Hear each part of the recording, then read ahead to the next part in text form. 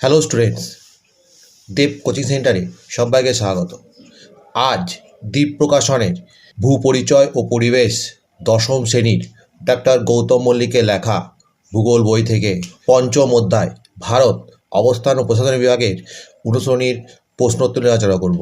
আজকের বিভাগ দেখো ইংগ বিভাগ, রচনাধর্মী প্রশ্ন, যার মান 5। এর আগের পাঠেও অনেকগুলো বড় প্রশ্ন করানো হয়েছে, আজকে তার পর থেকে এই প্রশ্নগুলো তোমরা দেখে নাও, এর উত্তরগুলো পরে করানো আছে। আজকের প্রথম প্রশ্ন দেখো, ভারতীয় জলবায়ুর ঋতুকালীন বৈশিষ্ট্য সংক্ষেপে আলোচনা করো। এর উত্তর লিখবে ভারতের জলবায়ুর ঋতুকালীন বৈশিষ্ট্য বলে পয়েন্ট দেবে। লিখবে মৌসুমি বায়ুর আগমন এবং প্রত্যাগমন, সারা বছরব্যাপী বৃষ্টিপাত, উষ্ণতা ও বায়ুর চাপের পার্থক্য প্রভৃতি অনুসারে ভারতের জলবায়ুকে 4টি কাল বা ঋতুতে ভাগ করা যায়। 1 নম্বর পয়েন্ট দেবে শীতকাল, ডিসেম্বর থেকে ফেব্রুয়ারি। এই সময় সূর্য দক্ষিণ গোলার্ধে থাকায় সূর্যরশ্মি দক্ষিণ গোলার্ধে লম্বভাবে এবং উত্তর গোলার্ধে তীর্যভাবে পড়ে। 2. শীতকালে মধ্য এশিয়ায় শীতল স্থলভাগ বা উচ্চচাপ এলাকা থেকে শীতল ও শুষ্ক উত্তর পূর্ব মৌসুমী বায়ু ভারতের ওপর দিয়ে দক্ষিণে ভারত মহাসাগরের নিম্নচাপ অঞ্চলের দিকে প্রবাহিত হয়। উত্তর ভারতে এই সময় তাপমাত্রা হয় গড়ে 10 থেকে 15 ডিগ্রি সেন্টিগ্রেড।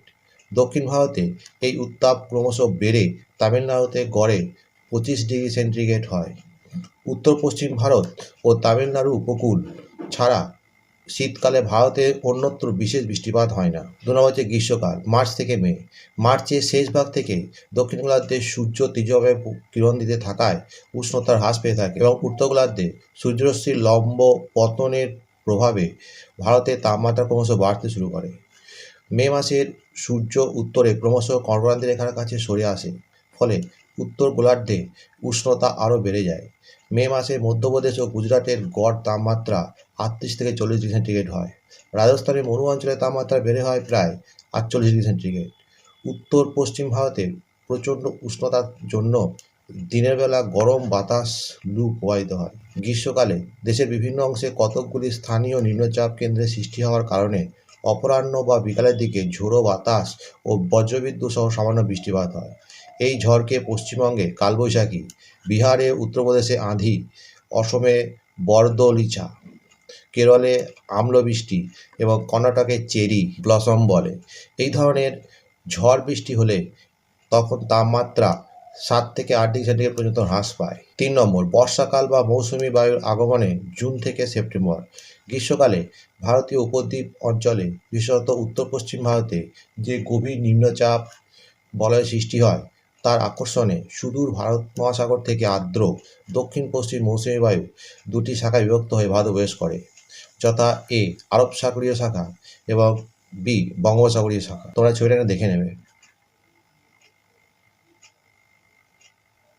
এ আরব সাগরীয় শাখা, দক্ষিণ পশ্চিম মৌসুমী বায়ুর এই শাখাটি আরব সাগর থেকে প্রচুর পরিমাণে জলীয় বাষ্প সংগ্রহ করে ভারতের দক্ষিণ পশ্চিম দিক থেকে প্রবাহিত হয়ে পশ্চিমঘাট পর্বতমালার পশ্চিম ঢালে সরাসরি বাধা পায় ও পশ্চিম উপকূলে বজ্রবিদ্যুৎ সহ বৃষ্টিপাত ঘটায়। পশ্চিমঘাট পর্বতের পূর্ব ঢালে অবস্থিত দাক্ষিণাত্যের অভ্যন্তরভাগে জলীয় বাষ্পের অভাবে বৃষ্টিপাত কম হয় বলে এই অঞ্চলকে বৃষ্টিছায়া অঞ্চল বলে। বি বঙ্গোপসাগরীয় শাখা, দক্ষিণ পশ্চিম মৌসুমী বায়ুর এই শাখাটি বঙ্গোপসাগর থেকে প্রচুর পরিমাণে জলীয় বাষ্প সংগ্রহ করে। এই বায়ুপ্রবাহ পূর্ব হিমালয় ও পূর্ব ভারতের পার্বত্য অঞ্চলে প্রধান বাধা পায় বলে ওই অঞ্চলে প্রচুর বৃষ্টিপাত ঘটায়। মেঘালয়ের খাসি পাহাড়ের দক্ষিণ ঢালে অবস্থিত মৌসিনরামে পৃথিবীর সর্বাধিক বৃষ্টিপাত হয়, বার্ষিক প্রায় 1187 সেন্টিমিটার। পূর্ব হিমালয়ে বাধা পেয়ে বৃষ্টিপাত ঘটানোর পর এই বায়ু ক্রমশ পশ্চিম ও উত্তর পশ্চিমে প্রবাহিত হয়ে বিহার, উত্তরপ্রদেশ ও উত্তর পূর্ব ভারতের অন্যান্য রাজ্যে প্রবল বৃষ্টিপাত ঘটায়। 4 নম্বর লাগবে শরৎ বা মৌসুমী বায়ুর প্রত্যাগমনকাল, অক্টোবর থেকে নভেম্বর। বার্ষিক আপাত গতির অনুসারে এই সময় সূর্য বিষুবরেখা পেরিয়ে মকরক্রান্তি রেখার দিকে সরতে থাকে, ফলে এই সময় উত্তর গোলার্ধের স্থলভাগের উপর উচ্চচাপ এবং ভারত মহাসাগরের জলভাগের উপর নিম্নচাপ বিরাজ করে। এই সময় দক্ষিণ পশ্চিম মৌসুমী বায়ু ভারত থেকে প্রত্যাগমন করে। এই প্রত্যাগমনকারী বায়ুর প্রভাবে ভারতের উপকূল অঞ্চলে মাঝে মাঝে ঘূর্ণিঝড় সহ বৃষ্টিপাত হয়। একে বলে সাইক্লোন। পশ্চিমবঙ্গে আশ্বিনের ঝড় বলে। তোমরা এই ছবিটা দেখে নাও এখানে।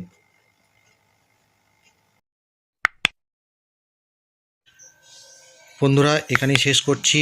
পরবর্তী ভিডিওতে আবার দেখা হবে। ভিডিওটি ভালো লাগলে অবশ্যই লাইক কমেন্ট শেয়ার করবে।